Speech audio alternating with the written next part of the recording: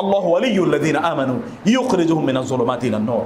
আল্লাহ তো ঈমানদারদের বন্ধু এবং তাদেরকে অন্ধকার থেকে, সকল পেরেশানি থেকে তিনি তাদেরকে আলোর পথে এবং সমৃদ্ধির পথে নিয়ে আসবেন, যদি আল্লাহ সুবহানাহু ওয়া তাআলাকে আপনি বন্ধু বানাতে পারেন। আর বন্ধু বানানোর বিষয় হচ্ছে সকল হারাম জিনিস থেকে নিজকে বিরত রাখা। প্রিয় ভাইরা, আমি জানি এবং জেনেই বলছি, অনেকে আছেন সঠিক আল্লাহর ইবাদত করেন বটে, কিন্তু হারাম থেকে তার নিজকে বিরত রাখতে পারেন না। হারাম থেকে নিজকে বিরত রাখতে পারেন না। হারাম থেকে বিরত রাখাই হচ্ছে প্রকৃত ইবাদত, উবুদিয়্যাহ, আল্লাহ সুবহানাহু ওয়া তাআলার সার্ভিটিউড, আল্লাহ সুবহানাহু ওয়া তাআলার সার্ভেন্ট। প্রকৃত দাসের পরিচয় হচ্ছে যা কিছু তিনি হারাম করেছেন, আলা ইন্না হিমাল্লাহি মাহারিমু। আল্লাহ রাসূল বললেন, আল্লাহর যে একটা সীমা আছে, প্রত্যেক রাজার একটা সীমা আছে, একটা সীমান্ত আছে, প্রত্যেকটা দেশের একটা সীমান্ত আছে।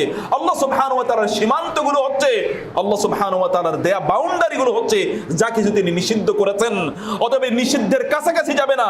ওয়ালা তাকরাবু, আল্লাহ সুবহানাহু ওয়া তাআলা বলেছেন, ওয়ালা তা'তাদুহা ইন মাহারিম আল্লাহ। আল্লাহ সুবহানাহু ওয়া তাআলা ইন্না হুদুদাল্লাহ ওয়ালা তাকরাবু হুদুদাল্লাহ ওয়ালা তা'তাদু হুদুদাল্লাহ। আল্লাহ সুবহানাহু বলেছেন, আল্লাহর যে সীমা রেখা আছে এর কাছাকাছিও যেও না, আল্লাহ দেয়া যে বাউন্ডারি আছে এর কাছাকাছিও যেও না। এটা অতিক্রম করা তো বহু দূরের কথা, ওটার কাছেও যাবে না। এটা আল্লাহ সুবহানাহু ওয়া তাআলা পরমভাবে ঘৃণা করেন।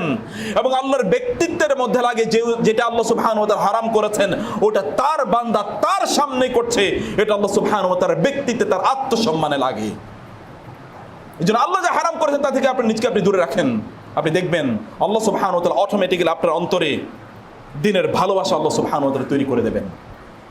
যখন লোকেরা অপরাধ করে তার অন্তরে তো কালো দাগ পড়তে থাকে, অতএব কল্যাণের প্রতি, ভালোর প্রতি, হকের প্রতি, সৌন্দর্যের প্রতি তার তো আর আগ্রহ থাকে না, আকর্ষণ থাকে না। ধীরে ধীরে এটা নিভে যায়, আলোটা নিভে যায়। আল্লাহ সুবহানাহু ওয়া তাআলা বলেছেন, এই জন্যই আল্লাহু নূরুস সামাওয়াতি ওয়াল আরদি মাসালু নূরিহি কামিশকাতিন ফিহা মিসবাহ আল মিসবাহু ফি জুজাজা আয-জুজাজাতু কাআন্নাহা কাওকাবুন দুররিয়্যু ইউকাদু মিন শাজারাতিন মুবারাকাতিন যাইতুনাতিন লা শারকিয়্যাতিন ওয়ালা বারকিয়্যা ওয়ালা গারবিয়্যা। আল্লাহ সুবহানাহু ওয়া তাআলা এই লম্বা আয়াতে আল্লাহ সুবহানাহু ওয়া তাআলা বললেন, ইয়াকাদু যাইতুহা ইউদিয়্যু ওয়ালাউ লাম তামসাসহু নার নূরুন আলা নূর। নূরের উপর থাকতে চান, আলোর উপর থাকতে চান, তাহলে আপনার যে ঈমানের আলো আল্লাহ সুবহানাহু ওয়া তাআলা দিয়েছেন এটাকে প্রটেক্ট করতে হবে। যেমনি ভাবে আপনি যদি একটা হারিকেন জ্বালান, হারিকেনের চারপাশে একটা চিমনি দিতে হয়, একটা গ্লাস দিতে হয়, অন্যথায় বাতাসে সেই আলোটাকে নষ্ট করে দেয়, অন্যথায় বাতাসে সেই আলোটিকে নিভিয়ে দেয়। অতএব এই আলোকে নিভানোর জন্য এই হারাম জিনিসগুলো যথেষ্ট। হারাম যেন আপনার অন্তরে না ঢুকতে পারে, আল্লাহ সুবহানাহু ওয়া তাআলা প্রোটেকশনের ব্যবস্থা করে দিয়েছেন। এবার এটা যাইতুনাতিল্লাহ, এমন একটা মোবারক বারাকাপূর্ণ গাছ থেকে এটা তেল আসে।